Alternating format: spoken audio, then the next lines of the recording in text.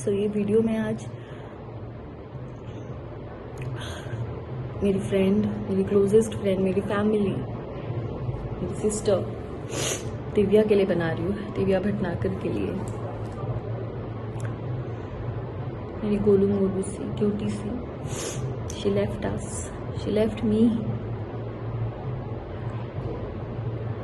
अभी तो बस उसने स्टार्ट किया था कि अपनी तरीके से वो जिंदगी जिएगी इंडिपेंडेंटली, किसी के ट्रैप में नहीं आएगी,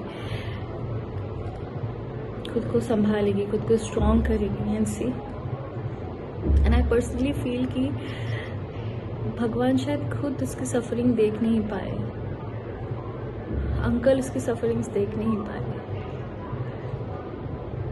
इतने सालों में, पिछले 9-10 सालों में आज तक मैंने कभी नहीं देखा कि दिव्या ने किसी के लिए कुछ गलत किया, किसी के साथ गलत किया या किसी को दुख भी पहुंचाया है। बस लोगों ने सिर्फ उसको ही दुख पहुंचाया है, उसी का ही इस्तेमाल किया है, स्पेशली रिलेशनशिप्स।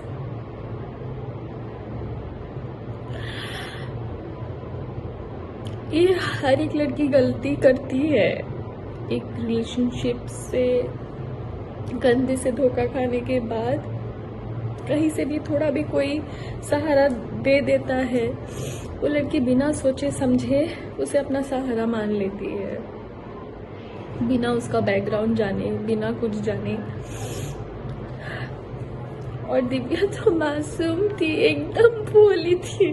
उस पागल को तो मैं समझाती थी, मतलब अगर मैं उसे समझाती होंगी तो आप समझ सकते हो कि वो किस तरीके की थी। मैं खुद इतनी इमोशनल हूँ तो वो मेरा 1000 गुना थी। आज ये वीडियो मैं बना रही हूँ, बहुत जरूरी है ये बनाना, स्पेशली उस इंसान के लिए जिसकी वजह से मेरी दिव्या ने इतना सफर किया। आई नो कि आज दिव्या के साथ जो भी हुआ, दिव्या हमारे बीच में नहीं है, it is because of Covid. But जो मेंटल स्ट्रेस, जो फिजिकल अब्यूज उसके साथ हुआ है, कोई भी इंसान अगर उस फेज से गुजरता तो छोटी सी एक बीमारी से भी लड़ने की उस इंसान के पास ताकत नहीं होती। ये तो फिर भी कोविड था। बहुत ही शराफत से, बहुत ही शांति से मैं आप सबको ये चीज बता रही हूँ, एंड स्पेशली टू यू गगन गबरू। उस दिन तूने क्या पोस्ट किया था कि उसकी माँ और भाई तेरे रिलेशनशिप्स के अगेंस्ट थे और वो नहीं चाहते थे तेरी शादी होए, और तेरे नाम पे वो पब्लिसिटी ले रहे हैं। तेरी औकात क्या है? क्या औकात है तेरी? तू कौन है?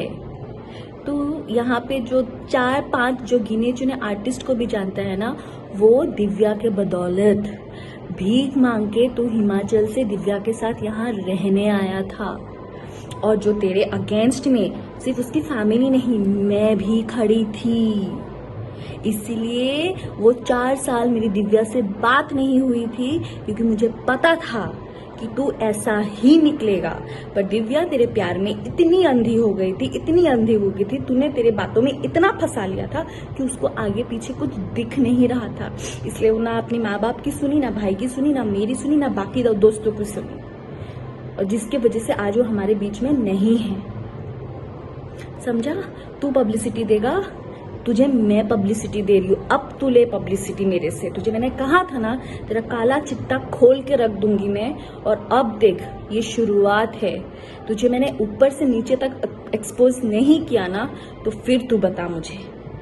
तो तेरे अगेंस्ट जो हम लोग खड़े थे वो इसके लिए गगन गबरू, क्योंकि तू मॉलेस्टेशन एक केस में शिमला में तेरे ऊपर केस चल रहा था, और जिसकी सजा 6 महीने जेल में रह के तू लास्ट ईयर भुगत के आया है, वो भी बेल पे। और अभी कभी भी तू अंदर फिर से जा सकता है, और अभी तू जाएगा ही, क्योंकि तूने जो मारपीट की है दिव्या के साथ इतने सालों तक, तूने जो टॉर्चर किया है, मेंटल टॉर्चर, जिसकी वजह से वो इतनी स्ट्रेस्ड में आ गई, इतनी बीमार पड़ गई, उसको डायबिटीज हो गया। हर एक चीज तेरे वजह से हुआ है, जो तूने उसको टॉर्चर किया है। तुझे क्या लगा कि दिव्या चली गई तो तू अभी अय्याशी करेगा तेरे गर्लफ्रेंड्स के साथ?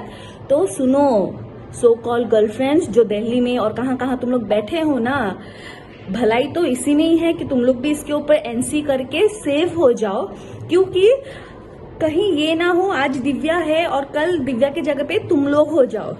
सो अपने आप को बचा लो और इसके ऊपर एक एनसी करके डाल दो, क्योंकि ये ऐसा ही है और पता नहीं अगर इसको अगर हमने अभी नहीं रोका और आगे जाके किस किस लड़कियों की जिंदगी ये बर्बाद करेगा। So and this is to all the industry people, जितने भी आर्टिस्ट है, जितने भी इस आदमी के साथ जुड़े हुए हैं, प्लीज इसका बैकग्राउंड चेक कीजिए। हिमाचल शिमला पुलिस स्टेशन में जहां से भी ये है वहां का पुलिस स्टेशन, वहां के जेल का पता कीजिए इसका अच्छे से। इनफैक्ट इसका ओशीवारा पुलिस स्टेशन में भी दिव्या ने एनसी करवा के रखा है। करवा चौथ के दिन ये आया था और उस दिन भी मारपीट करके गया है उसके साथ। और एक तो शादी के बाद से ही वो दिव्या को रोज मार रहा है, उसकी ज्वेलरी भी चुरा के ले गया है। हर एक चीज इस आदमी ने जो दिव्या के साथ किया है विद प्रूफ मैं आप सबके सामने एक एक करके मैं एक्सपोज करूंगी। बट उससे पहले तू सुन ले गगन गबरू, तेरी जिंदगी अब जेल में ही सड़ेगी, ये तू आज समझ ले। तूने जो किया है ना दिव्या के साथ, उसका हिसाब तो भगवान ही तेरा अब करेगा। दिव्या तो अब बहुत अच्छी जगह पे है, वो भगवान की ही बच्ची थी और भगवान के पास ही है, और अंकल को भी नहीं देखा गया उसकी सफरिंग्स, इसलिए वो आज हमें छोड़ के चली गई है। पर तूने दिव्या को हमसे छीना है ना, तू देख जिंदगी भर तू और तेरी माँ जेल में ही सड़ेंगे।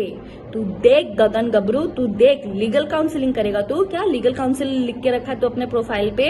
लीगल काउंसलिंग या जेल में जाके करेगा, या जेल में करके सीख के आया है जाके 6 महीने रह के? तू देख, अभी तेरी पब्लिसिटी मैं करवाती हूँ, तू देख।